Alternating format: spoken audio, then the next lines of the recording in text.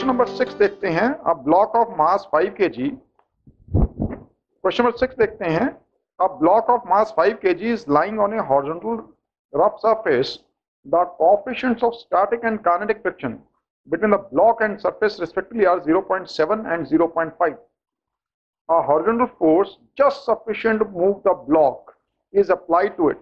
If the force continues to act even after the block has started moving, the action of the block will be, and you can take G as 10 meter per second square.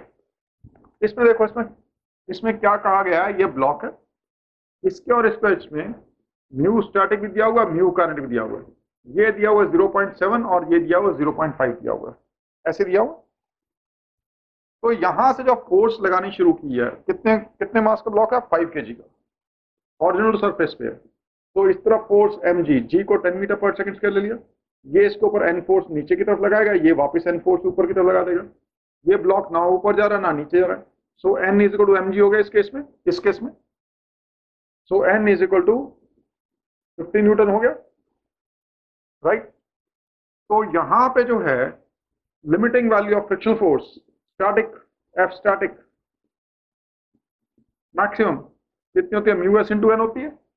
Mu S कितना है, 0.7 into 50, यही हो गए, ठीक है। और friction force की kinetic value maximum कितनी हो गई, म्यू के इंटू एन हो गए, कितनी है 0.5 इंटू नॉर्मल रिएक्शन 50 न्यूटन है। आपने पहले यहां पे एक बार चलना शुरू किया, उसके लिए कितनी फोर्स लगानी पड़ेगी, दैट इज 35 न्यूटन लगानी पड़ेगी। और ये कितनी है 0.5 इंटू 50, 25 न्यूटन है। शुरू में जब आप फोर्स लगाओगे तो पहले इसे ये वाली friction force that is F is equal to mu S into N, इसे ओवरकम करना पड़ेगा। आप यहां से फोर्स लगा रहे हो, पहले धीरे धीरे जैसे बढ़ाओगे, ये सेल्फ एडजस्टमेंट का केस, ये वाली फ्रिक्शन फोर्स भी बढ़ती रहेगी, स्टैटिक वैल्यू बढ़ती रहेगी। करते करते जैसे ये इसके ऊपर मूव करना शुरू कर दिया, तो क्या होगा, जैसे मूव करना शुरू कर दिया तब जो फोर्स लगेगी वो म्यू एस इंटू एन नहीं लगेगी। एक बार ये इसके ऊपर स्लिप करना शुरू कर दिया, अब जो फ्रिक्शन फोर्स की value mu kinetic into normal reaction रहेगी, ठीक है।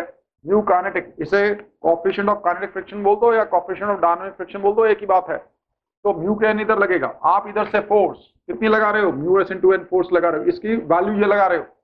ये मत बोलते ना ये फ्रिक्शन फोर्स है, नहीं, आप ये जो फोर्स जो इसे इस तरफ मूव करने की कोशिश कर रही है, आप इधर से इसकी न्यूमेरिकल वैल्यू कितनी लगा रहे हो, वो लगा रहे हो 35 न्यूटन।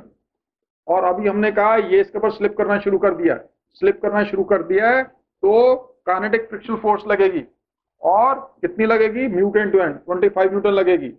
ये वाली फोर्स इस फोर्स से बड़ी है, इधर एक्सेलरेट कर जाएगा। नेट फोर्स कितनी हो गई, 35 माइनस 25, 35 माइनस 25 नेट फोर्स हो गई।